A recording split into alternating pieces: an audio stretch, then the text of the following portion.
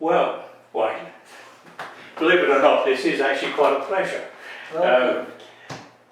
Mainly, I think, because I like the stuff you've got in your book, and it raises a lot of questions. So I know from personal experience that writing this type of thing is a bit of a tome. I mean, what inspired you to get around this subject? The actual project that I started had nothing to do with writing a book. It happened after the crash in 2008-09, and I was interested to see what governments were going to do about solving that problem. If you remember, long-term capital management in the late 1990s crashed and burned, and they were forced, or at least the merchant banks were forced, to cover all of those losses because the central bank said that they weren't interested in doing that.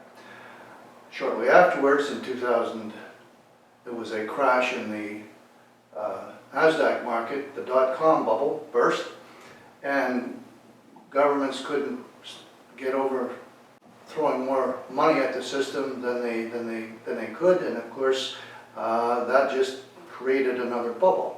So now when the 2008-09 bubble burst, I was wondering what was going to happen, and that was I was just studying that, and I found that they absolutely threw everything that they could at the system instead of allowing capitalism to work. Capitalism should have cleared out all of the bad actors and rewarded all the good actors. That's a wise subject, isn't it? And who in particular, obviously you want to aim it at everybody, but who in particular would you like to inform? Well, what tranche of society?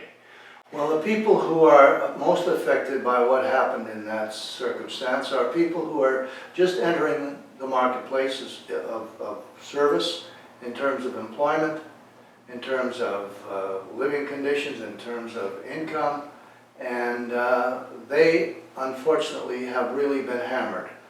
They're having trouble getting jobs.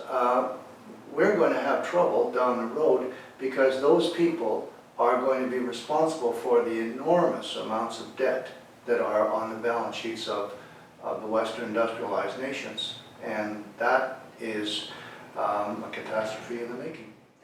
Yeah, I mean, of course, as we sit here in July of 20, you've got this disconnect between the stock market, which is almost back to where it was, and actually the economy, which is not back to where it was.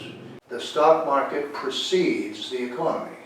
So theoretically, the economy should be coming roaring back. Well, tell me how that is going to be. People can't go to work. We have COVID-19 operating, and as far as I can tell, it's a casino out there. And what's interesting, there are companies out there that are now called zombie companies. Zombie companies are companies that are dead. They're still walking, but they're dead.